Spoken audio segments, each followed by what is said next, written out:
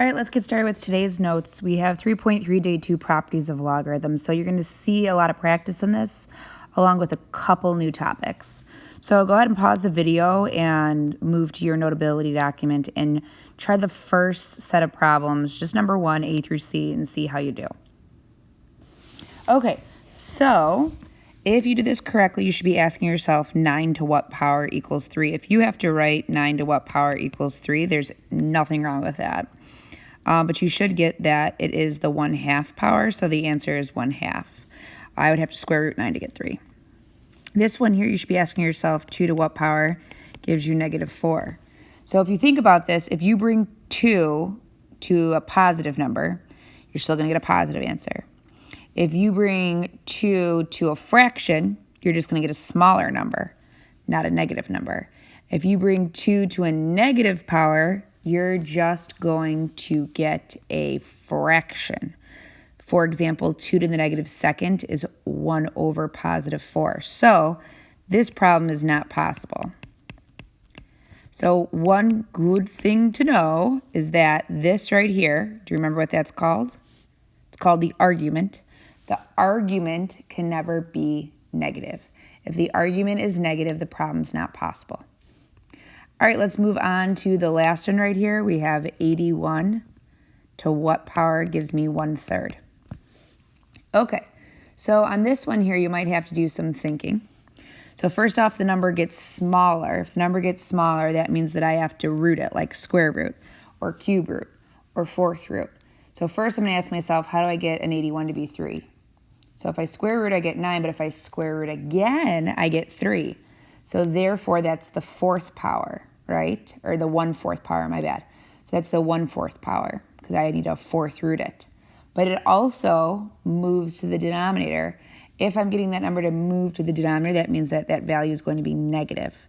So this one is equivalent to -1/4. All right, go ahead and pause the video and try to simplify each of the following. This is using your properties from yesterday. Okay, so if you did this correctly, you could say that this x goes in front. So that's x times log base 2 of 2, x times 1, which is x. Or you can use the property that said if you have a log base 2 of 2 or a log base where the base and the argument are the same and it has an exponent, it's equivalent to that exponent. This one, same idea. If you're using your properties, the base and the base are same, so your answer is the argument, 7x. This one here, the base and the base are not the same, but can I rewrite 64 so it's a base of 4? The answer to that, of course, is yes.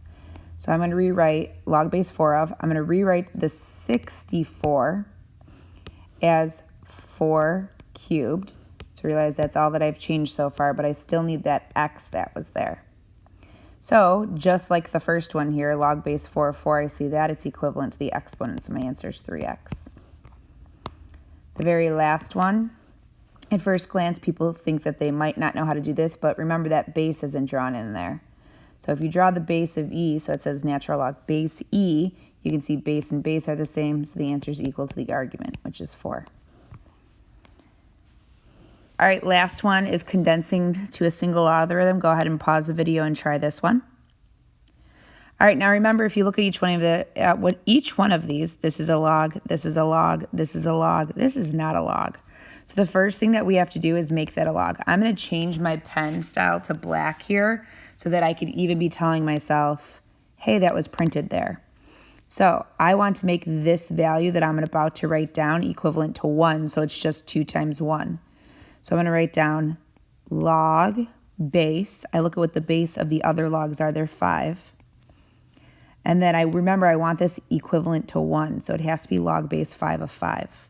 Now I'm going to pretend that that black ink right there is printed on the paper as part of the problem. Okay, so I'm condensing. So this is a log base 5, so I'm going to write it once. It should just be 1 logarithm when I'm done, single logarithm. I see subtraction, so I'm going to make a fraction bar for division. And I'm just going to start with the first one. So the first argument's 4. There is no exponent, so I'm going to put a 4 in the numerator. The next one is x. There is no exponent once again, so I'm going to put an x still in the numerator because it's positive. All right, the next two are both have a negative in front, so they're going in the denominator. This is a y. If you look, there is an exponent. That's a y squared denominator. And then last but not least, I have, oops, I circled the wrong thing. I need to circle the argument. That's 5. I do have an exponent on it. It's a square. So 5 squared, which is 25, is going in my denominator. Look to see if your fraction is simplifiable. It is not. So there's your final answer. All right, let's move on to the new material. It says find the value of y using your calculator. Now, what you have to realize is that we all have different calculators. If you have a brand spanking new calculator that's a color calculator, there is the chance that you can just type this the way that it looks. But our test is broken up into calculator and non-calculator. So on this type of problem, it would say give an equivalent expression, okay? So most calculators just have common log on the calculator, right? This is log base 10. So I can't type log base 2, right? So we're going to have to use our change of base formula, okay? So to discover the change of base formula, what I want to do is I want to say, let's solve this, okay? So let's pretend like we don't know the change of base formula. So if I said solve this, you might be saying to yourself, I have no idea what to do. So whenever you're stuck with a logarithm, you should rewrite it in exponential form. So go ahead and rewrite it in exponential form. 2 to the y equals 5. All right, so now I have to undo this exponent. So I need the inverse of an exponent. What's the inverse of an exponent? I'm not asking you what's the inverse of squaring, which is square rooting. I'm saying, how do I undo a variable in my exponent? So the answer to that is the inverse of exponents is logs. So I'm going to log both sides. I'm going to log this side, and I'm going to log this side. So now I have common log of 2 to the y power equals common log of 5. I'm choosing to use common log because that's what every calculator has. That's the button it has. All right, now I can use my property that says, hey, bring that y in front. It's an exponent. Y times common log of 2 equals common log of 5. And then finally, to get y by itself, I'm going to divide both sides by common log of 2. So after all of that, I get y equals common log of 5 divided by common log of 2. If you look back to the beginning and say, hey, how could I get rid of, I don't know, let's say all of this and go from the beginning to the end, you can say if we call this value A and this value B, if we do common log of B divided by common log of A, it's equivalent. So that is your change of base formula here. We have A and X, so we'll just use that. Common log of X divided by common log of A. Okay, so it says find the value of log base 13 of 17 using the change of base formula. Super easy. Log base 17, common log of 17 divided by common log of 3. And then you just pop that into your calculator. Everyone should be able to put this into their calculator, no matter what type of calculator that they have. Make sure when a parentheses opens on this log, you close it. Otherwise, you won't be able to get the right answer. If you just want to check this one really quickly, you should get 2.579. All right, go ahead and pause the video and try the next 3. You don't have to put them in your calculator. I just want to make sure you're writing them correctly. Okay, so if you're writing them correctly, you have common log is 85. My bad, I read that wrong. Common log of 85 divided by common log of 6. The only way someone can really mess this up is if they switch these two numbers, and that's not going to give you the right answer, obviously. Common log of 2/9 divided by common log of 5, and you can put that in your calculator the way it looks. But once again, I'm more concerned about can you type, or do you know what you would type in your calculator, not can you type it in your calculator. And there's how you would get each of those answers. If you want to check just to make sure you're typing them correctly, this would be 2.479. This is negative 0.935.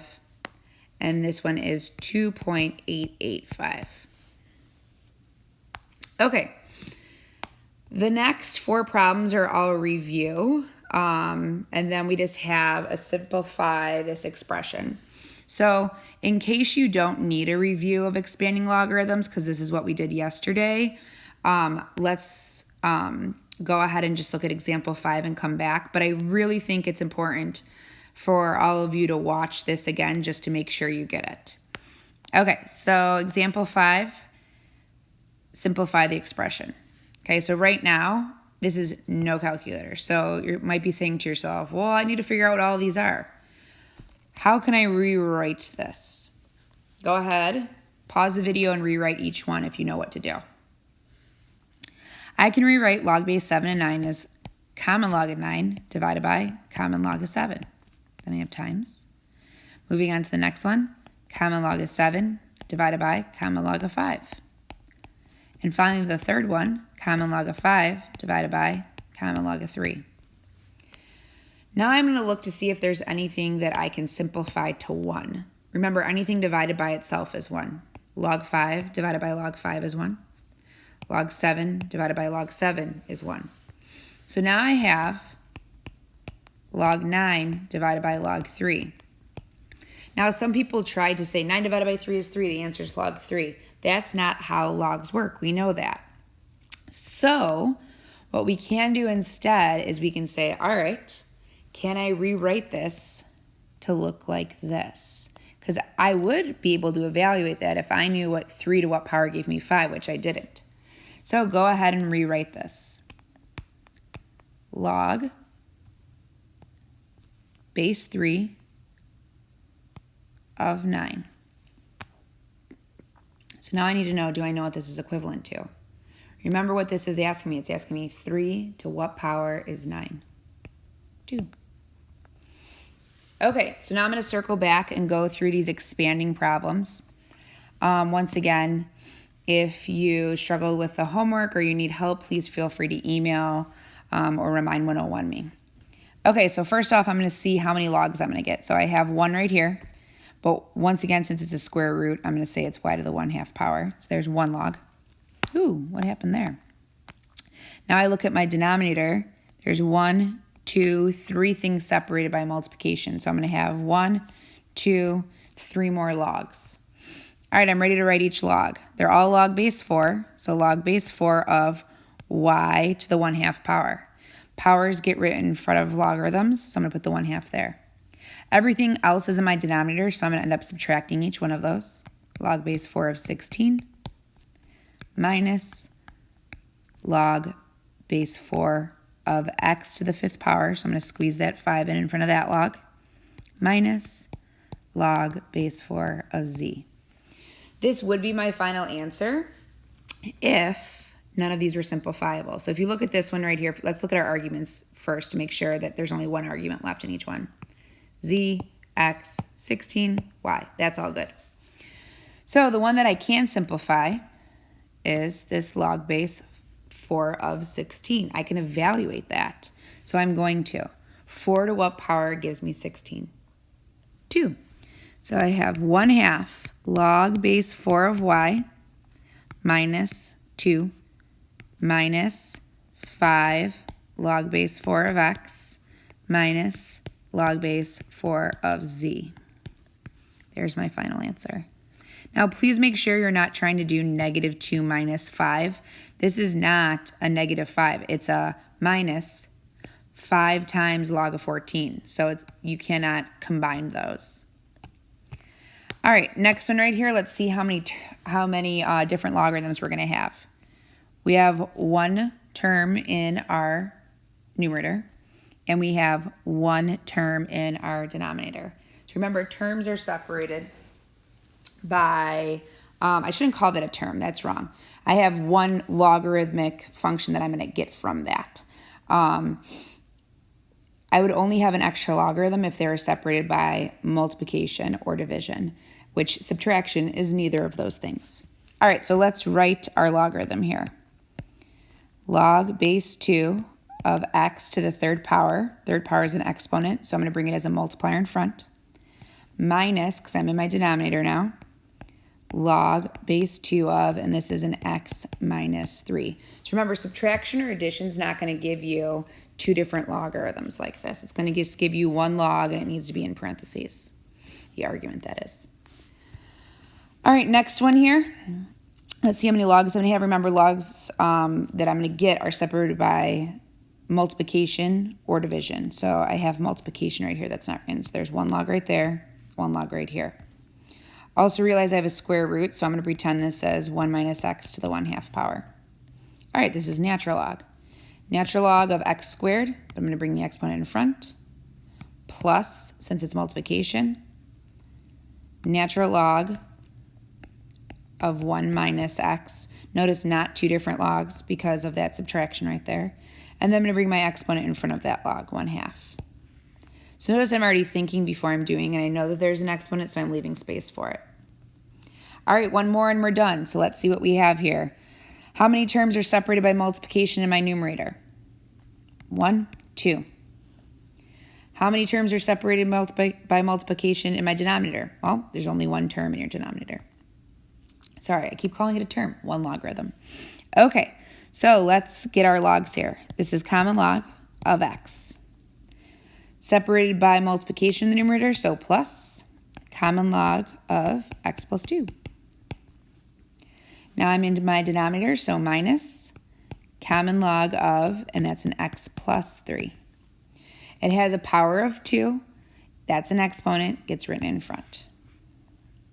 Okay, so those last four were just more practice of what we did yesterday. Hopefully you're feeling good about this lesson. If not, please feel free